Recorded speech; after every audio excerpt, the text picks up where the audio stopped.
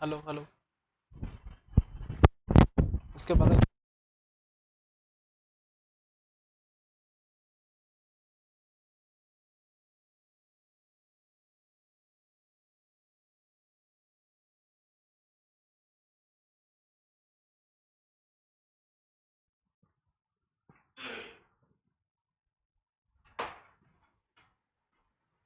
Good evening dear students. तो स्वागत है आप सभी का औरा नर्सिंग एकेडमी के ऑनलाइन प्लेटफॉर्म पर। तो आज हम औरा नर्सिंग एकेडमी की तरफ से मैं अमित कुमार मौर्य आपको इंटेस्टाइनल परफोरेशन के बारे में बताऊंगा। इंटेस्टाइनल परफोरेशन एमएसएन का एक बहुत इंपॉर्टेंट टॉपिक है जो कि हमारी journal anatomy and general physiology को कवर करता चलेगा। देखा जाए तो नोट सेट से इससे हर साल 1 या 2 क्वेश्चन आना फिक्स है। नोट सेट मेंस में इसके क्लिनिकल बेस्ड क्वेश्चंस मेनली पूछे जाते हैं। तो इंटेस्टाइनल परफोरेशन वर्ड का मतलब क्या है दोस्तों? इंटेस्टाइनल परफोरेशन का मतलब क्या है? पहले हम परफोरेशन शब्द का मतलब जानते हैं। परफोरेशन मतलब कि छिद्र बन जाना। छिद्र बन जाना माने मतलब कि इंटेस्टाइन की आंतों में छेद हो जाना, आंतों में के अंदर छेद हो जाना, इसे हम बेटा इंटेस्टाइनल परफोरेशन मानते हैं। जैसे बेटा ये देखो, ये आंत है, इट इज इंटेस्टाइन। अब उस इंटेस्टाइन के अंदर ये इंटेस्टाइन है, अब उस इंटेस्टाइन के अंदर ये परफोरेशन जो हो गई है, जो इंटेस्टाइन के अंदर होल हो गया है, इसको हम बेटा जानते हैं एज अ इंटेस्टाइनल परफोरेशन। ठीक है प्यारे बच्चों। तो अब इंटेस्टाइनल परफोरेशन की इटियोलॉजी जानते हैं कि किन किन कारणों की वजह से इंटेस्टाइनल परफोरेशन हमें होता है। अगर जैसे मान लो कोई पेनिट्रेटिंग इंजरी हो गई है हमारे लोअर चेस्ट या एब्डोमेन में, लोअर चेस्ट या एब्डोमेन में पेनिट्रेटिंग इंजरी हो गई है। पेनिट्रेटिंग इंजरी का मतलब ये होता है बेटा कि कोई नाइफ या कोई शार्प ऑब्जेक्ट हमारे पेट के अंदर चला गया है, तो उसे हम बोलते हैं बेटा penetrating injury. Blunt abdominal trauma मतलब कि हमें पता भी नहीं चला हमारे एब्डोमेन में कब वो ट्रोमा हो गया, तो उसको क्या बोलते हैं बेटा हम लोग? Blunt abdominal trauma. कोई ऐसी कंडीशन प्रेजेंट थी बेटा हमारे पास, कोई ऐसी कंडीशन प्रेजेंट थी जैसे हमें कोई पेट की या इंटेस्टाइन की कोई ऐसी प्रॉब्लम हमें पहले से थी जो कि हमारे नॉलेज में नहीं थी, और जब वो अपनी सीवियर कंडीशन में आई तो उसने हमारे इंटेस्टाइन को क्या कर दिया बेटा? परफोरेट कर दिया। उसके अलावा बेटा कोई बैक्टीरियल इन्फेक्शन या any injection of aspirin, NSAIDs या स्टीरॉइड्स, कोई भी स्टीरॉइड का इंजेक्शन, एस्पिरिन जैसी टैबलेट्स का इंजेक्शन और NSAIDs non steroidal anti inflammatory drugs का इंजेक्शन। उसके अलावा बेटा bowel perforation by intra abdominal malignancy की वजह से, या कोई चीज हमने ज्यादा ग्रहण कर ली है या ज्यादा खा ली है तो उसकी वजह से। इसके अलावा बेटा इसकी कुछ इटियोलॉजीज और होती हैं, जैसे कोई हैवी ड्रिंकर है, मतलब कोई बहुत ज्यादा अल्कोहल कंज्यूम करता है, अल्कोहल कंज्यूमर, स्मोकर, ये लोग बेटा बहुत ही ज्यादा रिस्क में होते हैं इंटेस्टाइनल परफोरेशन के, क्योंकि बेटा ये चीजें हमारी बॉडी के लिए बहुत नुकसानदायक है, जिसकी वजह से हमें इंटेस्टाइन के अंदर परफोरेशन हो सकती है। इसके अलावा बेटा देखो, सेकेंडरी इस्चीमिया मतलब कि ब्लड सप्लाई का हमारे इंटेस्टाइन के अंदर से लॉस हो जाना, उसको हम क्या बोलते हैं बेटा? Secondary ischaemia of the intestine. Radiotherapy, कोई रेडियोथेरेपी हुई है, ठीक है, बायलेटरली स्टेंट हुआ है, कोई स्टेंट का फॉरेन बॉडी का इंजेक्शन कर लिया बेटा, मेन कोज होता है ये पता भी नहीं चलता है कब हमने कोई सी फॉरेन बॉडी का इंजेक्शन कर लिया है और हमारे इंटेस्टाइन के अंदर ये चीजें हो जाती हैं। अब बेटा इसकी क्लासिफिकेशन जान लेते हैं कि इंटेस्टाइनल परफोरेशन कैसे क्लासिफाइड है। मेनली इंटेस्टाइनल परफोरेशन बेटा 2 तरीकों से है, लार्ज बाउल परफोरेशन और small bowel perforation. Large bowel perforation में क्या होता है बेटा? लार्ज एरिया, मतलब कि अगर ये इंटेस्टाइन है हमारे पास, अगर बेटा ये इंटेस्टाइन है तो इसका कोई लार्ज पोर्शन बेटा, इसका कोई लार्ज पोर्शन अगर इफेक्टेड है, लार्ज पोर्शन अगर इफेक्टेड है तो उसे हम क्या बोलते हैं बेटा?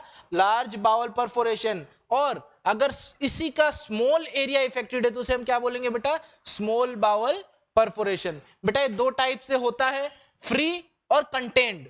फ्री मतलब कि अगर किसी फ्री एरिया में अगर वो परफोरेशन हो गई है और अगर उस एरिया में पहले से कुछ मौजूद है और उस मौजूदगी उस सब्सटेंस की वजह से अगर हमें परफोरेशन होगी तो उसे हम क्या बोलते हैं बेटा, कंटेन्ड स्मॉल बाउल परफोरेशन। ये देखिए बच्चों, ये पेनिट्रेशन हुई किसी चीज से, उसकी वजह से इंटेस्टाइन के अंदर ये पेनिट्रेशन हुई है, यहां पर पेनिट्रेशन हुई है, उसकी वजह से कोई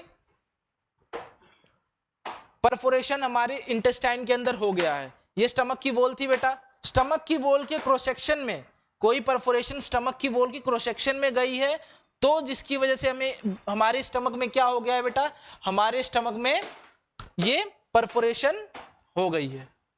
ठीक है, अब आगे बढ़ते हैं।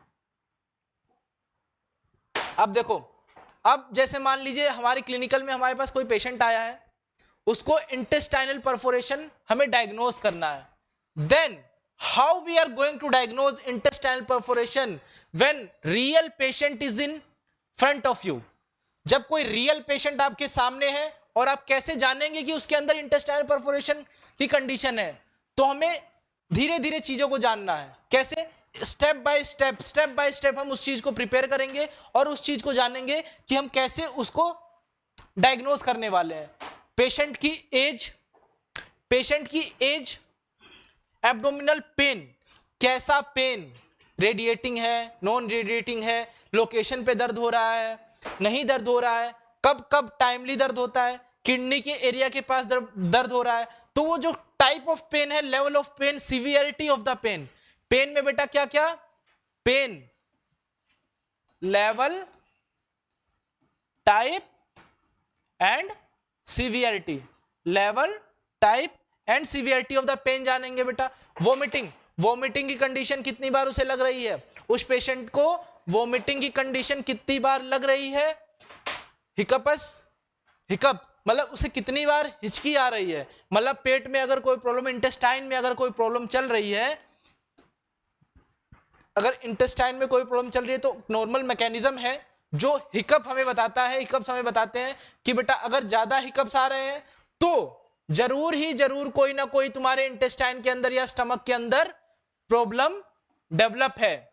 ऐसी कोई प्रॉब्लम डेवलप है जो कि तुम मैनेज नहीं कर पाओगे। एंडोस्कोपिक प्रोसीजर, अब किसी डॉक्टर के पास गए, उसने पेट का अल्ट्रासाउंड लिखा, USG, ultrasound of the stomach, ultrasound of the intestine का अल्ट्रासाउंड। अगर उस अल्ट्रासाउंड की कंडीशन में भी हमने क्लियरली नहीं पता लगा पाया तो हम क्या करेंगे बेटा, एंडोस्कोपिक प्रोसीजर की तरफ जाते हैं। मतलब कि इंस्ट्रूमेंट मुंह से इंसर्ट किया जाता है हमारे माउथ में, या उसकी एंडोस्कोपी की जाती है, कैमरा डाल के हमारे अंदर उसकी जांच होती है। ठीक है बेटा। History taking of the trauma, अगर कोई ट्रॉमा हुआ है, कोई पेनिट्रेशन हुई है उसके स्टमक में, कोई ट्रॉमा अगर उसके स्टमक में हुआ है तो उसकी हिस्ट्री लेंगे। And history of the NSAIDs use, पुरानी कोई टैबलेट्स वो बहुत टाइम से खा रहा है, बहुत टाइम से टैबलेट्स कंज्यूम कर रहा है, तो उसकी हिस्ट्री बेटा लेंगे, तो उसे हम क्या बोलेंगे बेटा, हिस्ट्री ऑफ एनसेड्स यूज्ड। उसके बाद बेटा अब हमने जान लिया एग्जामिनेशन कैसे करेंगे, एग्जामिनेशन जानेंगे बेटा, हमने जान लिया बेटा डायग्नोज कैसे करने वाले हैं हम उसको। हम क्या करेंगे बेटा, असेस करेंगे पेशेंट की जनरल कंडीशन को। क्या करेंगे बेटा, general condition of the patient को असेस करेंगे। उसके बाद क्या करेंगे, उसका एब्डोमन एक्सटर्नल एरियाज से डायग्नोज करेंगे। एक्सटर्नल एरियाज मतलब कि कोई स्वेलिंग तो नहीं फील हो रही है हमें बेटा, एक्सटर्नल में क्या क्या आएगा, कोई स्वेलिंग तो नहीं फील हो रही है हमें। If swelling is there then sure there is some problem with the stomach और इंटेस्टाइन। स्वेलिंग, टेंडरनेस, एबनॉर्मल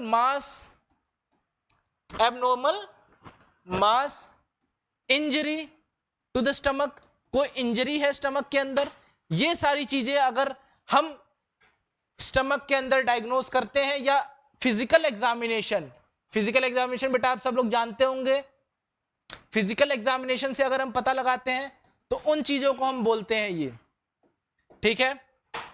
उसके अलावा बेटा हम ऑब्जर्व करेंगे पेशेंट की ब्रीथिंग को। किसको ऑब्जर्व करेंगे बेटा? ब्रीथिंग पैटर्न को ऑब्जर्व करेंगे।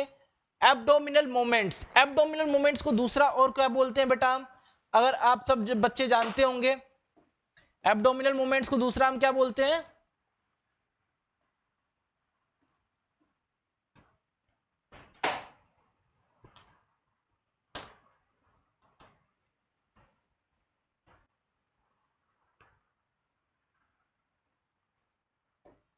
एब्डोमिनल मूवमेंट्स को बेटा दूसरा हम बोलते हैं बेटा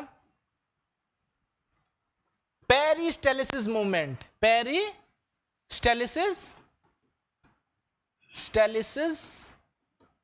मूवमेंट। ये मूवमेंट क्या होती है? It is this kind of movement in the stomach. If the food is between this fist, then the churning movements of the hands is showing the peristalsis movement of our stomach. उसके अलावा बेटा tenderness, हम पहले ही बात कर चुके हैं इसके बारे में। टेंडरनेस के बारे में बताएगा।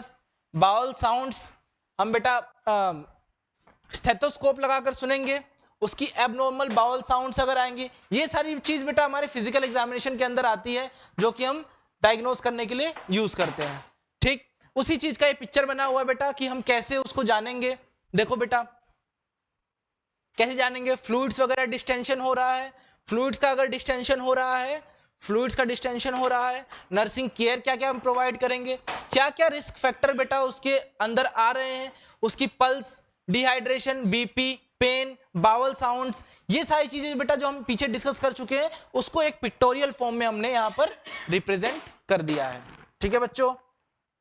उसके बाद बेटा इन्वेस्टिगेशंस, क्या क्या इन्वेस्टिगेशन? डायग्नोस्टिक इन्वेस्टिगेशन को बेटा हम दूसरे नाम से जानते हैं बेटा डायग्नोस्टिक इवेल्युएशन। मतलब कि हमारे पास अगर कोई पेशेंट आया है तो हमने स्टार्टिंग में उसके साथ क्या क्या किया है, क्या क्या करेंगे? हिस्ट्री कलेक्शन बेटा जानते हैं बेटा क्या क्या करना है। सबसे पहले हिस्ट्री कलेक्शन, फिर उस पेशेंट का physical examination. Very important, physical examination ही हमें बताएगा बेटा कि क्या क्या कंडीशन उसकी प्रेजेंटली चल रही है। फिजिकल एग्जामिनेशन में क्या क्या बताएगा कि क्या क्या कंडीशन प्राइमरीली चल रही है। उसके अलावा बेटा CBC, complete blood count, CBC. Electrolytes, electrolytes में क्या क्या आएगा बेटा? इलेक्ट्रोलाइट्स के अंदर आएगा, इलेक्ट्रोलाइट्स के अंदर बेटा सोडियम, पोटेशियम, इन सब का लेवल अलग अलग चेक करेंगे बेटा। उसके बेटा RBS, random blood sugar, RBS बेटा रैंडम ब्लड शुगर, वायरोलॉजी, और एलएफटी, आरएफटी। एलएफटी बेटा लीवर फंक्शन टेस्ट, आरएफटी बेटा रीनल फंक्शन टेस्ट। उसके अलावा बेटा स्पेसिफिक इन्वेस्टिगेशन, ये जो इससे पहले वाली स्लाइड में हमने देखा था बेटा, ये कॉमन इन्वेस्टिगेशन है जो कि एक डॉक्टर किसी भी कंडीशन को जांच करने के लिए दे देता है। उसके अलावा अगर हमें इंटेस्टाइन की स्पेसिफिक प्रॉब्लम्स को जानना है तो बेटा स्पेसिफिक इन्वेस्टिगेशंस होती हैं, जिसमें अल्ट्रासाउंड ऑफ द एब्डोमेन, पीछे मैंने बताया था अभी पीछे लेक्चर में कि यूएसजी ऑफ द एब्डोमेन कराते हैं। एक्सरे ऑफ द एब्डोमेन, अगर इरेक्ट एंड सुपाइन है तो, अगर स्टमक इरेक्टेड है, बहुत टाइम से टाइट है और टेंडरनेस फील हो रही है, क्या हो रहा है बेटा? टेंडरनेस फील हो रहा है, तो हम क्या बोलते हैं बेटा उसको कि उसका एक्सरे करवाना चाहिए। CT scan of the abdomen, अगर अल्ट्रासाउंड, एक्सरे सब कुछ फेल हो जाता है उसके बाद बेटा सीटी स्कैन होता है। ठीक, लेप्रोस्कोपी, पेरिटोनियल डायग्नोस्टिक टैप, ठीक है, पेरिटोनियल लेवेज, पेट को खाली करके एल्कलीन फॉस्फेट कंसंट्रेशन को यूज करके पेट को खाली करके उसका सैंपल निकाल के चेक किया जाता है बेटा। फाइन कैथेटर पेरिटोनियल साइटोलॉजी, मतलब कि पेरिटोनियल लेयर में फाइन निडल एस्पिरेट करके, एस्पिरेशन करके उस सैंपल की साइटोलॉजी बेटा सेल साइटोलॉजी की जाती है। उसके बाद बेटा देखो ये एक्सरे है, देखो ये स्टमक में बेटा देखो यहां पे परफोरेशन शो हो रही है, ये जो एरिया है ये एरिया बेटा परफोरेटेड स्टमक का एरिया है, ये अल्ट्रासाउंड है बेटा। अब इस अल्ट्रासाउंड में हम परफोरेशन कहां से पता लगा पाएंगे? देखो बच्चों ये जो एरिया है ये परफोरेशन वाला एरिया है, it is perforated area of the stomach. ठीक है, उसके बाद बेटा ट्रीटमेंट, अब हमने डिजीज के बारे में जाना, उसकी इटियोलॉजी जानी, ठीक, उस कोज कैसे होता है, उसके रिस्क फैक्टर क्या क्या है। अब उसको हम बेटा ट्रीटमेंट प्लान जानेंगे कि बेटा इस डिजीज कंडीशन को या इस डिजीज को हम ट्रीट कैसे करेंगे। ट्रीटमेंट क्या है बेटा, ट्रीटमेंट ये है कि बेटा इसका ऑलवेज सर्जिकल ट्रीटमेंट उपलब्ध होता है। मतलब कि अगर इंटेस्टाइन परफोरेट हो गई है तो बेटा सर्जिकल ट्रीटमेंट ही एकमात्र उपाय है। Without surgery it is not going to repair by itself or it is not going to heal by itself. We have to confirmly do surgery. ठीक है, उसके अलावा बेटा कॉन्ट्रा इंडिकेशन क्या होती है सर्जरीज की। सर्जरीज की कॉन्ट्रा इंडिकेशन क्या होती है बेटा, सीवियर कंडीशन में हार्ट फेलियर हो जाता है, रेस्पिरेटरी और मल्टी ऑर्गन फेलियर हो जाता है बेटा, बहुत सारे ऑर्गन में डिसफंक्शन आ जाता है, मल्टी ऑर्गन फेलियर हो जाता है। अगर पेशेंट कोई कंसेंट नहीं देता है, अगर पेशेंट कंसेंट नहीं देता है, उसे he is not willing to do surgery, so you can not force the patient to do surgery और you can not force the patient. उसके बाद if a contrast meal confirm spontaneous sealing of the perforation, अगर कोई मील खाने से अगर वो confirm कर देता है कि वो सीलिंग कर दे रहा है परफोरेशन की, तो हम ऑपरेशन को कॉन्ट्राइंडिकेट कर देते हैं। उसके बाद बेटा मेडिकल थेरेपी में क्या चलेगा बेटा, हमेशा हमें पेशेंट को क्या रखना है, एनपीओ रखना है, नील पर ओरल, मतलब कि वो सिर्फ फ्लूइड पर रहेगा।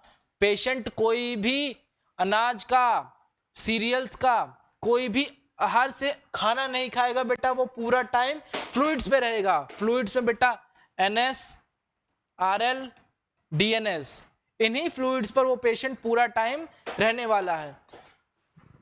इंट्रावेनस एक्सेस करना है बेटा किसमें, इनिशिएट क्रिस्टलोइड थेरेपी। क्रिस्टलोइड थेरेपी मतलब कि जो भी इंट्रावेनस मेडिसिन चलने वाली हैं, एंटीबायोटिक्स चलेंगी according to the sign and symptoms. मतलब कि अब हम ये क्या बता रहा है हमें बेटा, ये कि एक सिम्टोमेटिक ट्रीटमेंट करना है, सिम्टोमेटिक ट्रीटमेंट करना है। ठीक है, उसके बाद इसने कुछ लिखा है दवाइयों के नाम, जो दवाइयों के नाम इसके अंदर चलते हैं रेगुलर में, मेट्रोनिडाजोल, जेंटामाइसिन, सिफोटेक्सिन या सिफोटिक्सिन, सिफोपेराजोन, ये बेटा एक एंटीबायोटिक की अलग अलग डोज है जो कि इसके अंदर चलाई जाती है नॉर्मली इस कंडीशन के अंदर जिसमें ये मेडिकल थेरेपी के अंदर ये डोजेज चलाई जाती हैं। ठीक है बेटा, सर्जिकल थेरेपी में क्या आ जाता है, सर्जिकल थेरेपी तो हमने शुरू में ही बताया बेटा कि सर्जिकल थेरेपी तो हमें करानी ही पड़ेगी। सर्जिकल थेरेपी के अंदर आएगा क्या बेटा, सर्जिकल थेरेपी के अंदर बेटा गोल्स आ जाएंगे, क्या क्या गोल्स हमें अटेन करने हैं सर्जिकल थेरेपी को करने के लिए। क्या अटेन करना है बेटा, करेक्ट अंडरलाइन एनाटॉमिक प्रॉब्लम, मतलब कि एक डॉक्टर जो कि सर्जरी प्रोसेस करने वाला है या सर्जरी करने वाला है, उसे करेक्ट एनाटॉमिक पोजीशन या प्रॉब्लम पता होनी चाहिए। ऐसा नहीं है बेटा कि अगर कोई intestine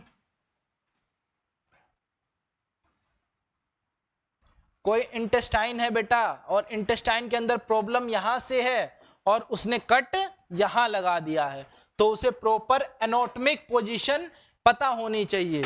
correct cause of peritonitis, peritonitis मतलब कि जो पेरिटोनियल लेयर में इन्फ्लामेशन हुई है उसकी करेक्ट कोज पता होनी चाहिए। और कोई अगर फॉरेन पार्टिकल अगर हमने इंजेस्ट कर लिया या कोई फॉरेन मटेरियल इंजेस्ट हो गया है तो उसको निकालने के लिए उसकी करेक्ट डायग्नोसिस हमें पता होनी चाहिए। ठीक है बच्चों, उसके बाद बेटा दो चीजें और आती है, कन्वेक्शनल लेप्रोक्टोमी और लेप्रोस्कोपी, लेप्रोटोमी या मिनी लेप्रोटोमी। एक होता है बेटा एक मेजर स्केल पे, ये बेटा मेजर स्केल पे होता है, ये माइनर स्केल पे होता है।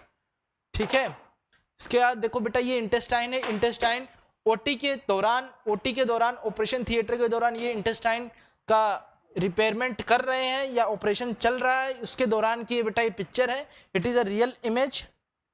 उसके बाद बेटा पोस्ट ऑपरेटिव में क्या करना है, पोस्ट ऑपरेटिव में जैसे मान लीजिए बेटा किसी पेशेंट का ऑपरेशन हो गया है तो क्या रहेगा, वो जब तक इंटेस्टाइन अच्छे से हील ना हो जाए तब तक वो एनपीओ रहेगा।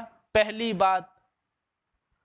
बात क्या बेटा, जब तक इंटेस्टाइन हील ना हो जाए जब तक वो पेशेंट क्या रहेगा, एनपीओ रहेगा।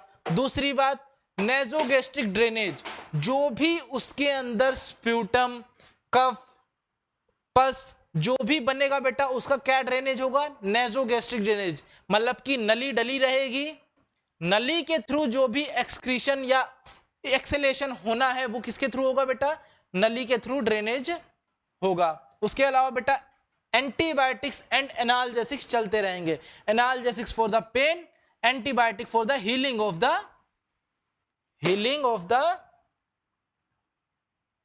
एंटीबायोटिक्स किसके लिए बेटा, एनाल्जेसिक्स तो बेटा पेन के लिए होगा, कोई अगर सर्जरी हुई है तो उसमें पेन तो ऑब्वियस सी बात है होगा, तो एनाल्जेसिक पेन के लिए होगा, और एंटीबायोटिक हीलिंग ऑफ द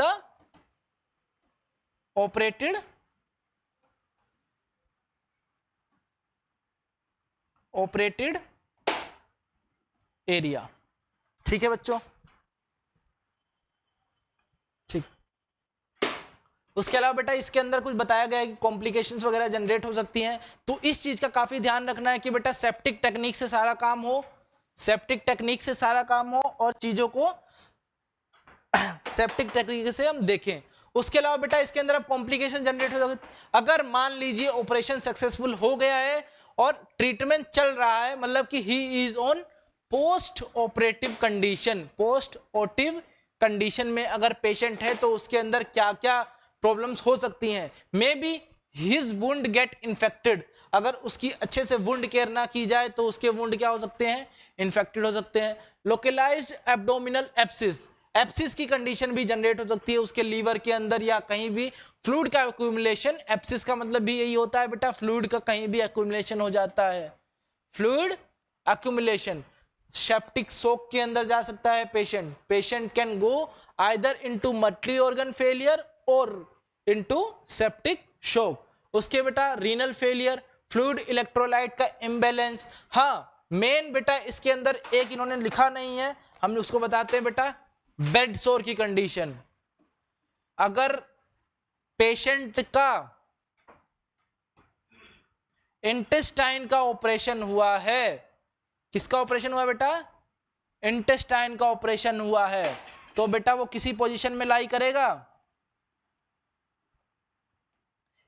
एक लाइंग पोजीशन में लाई करेगा बेटा, इसकी नाक कान, एक लाइंग पोजीशन में लाई करेगा, तो उसे बेड सोर होने के बहुत चांसेस है क्योंकि वो अपनी पोजीशन को बार बार चेंज नहीं कर पाएगा। अगर if patient is unable to change his position regularly after 2 to 3 hours of interval, so the patient may get what, bed sore, and it is very dangerous condition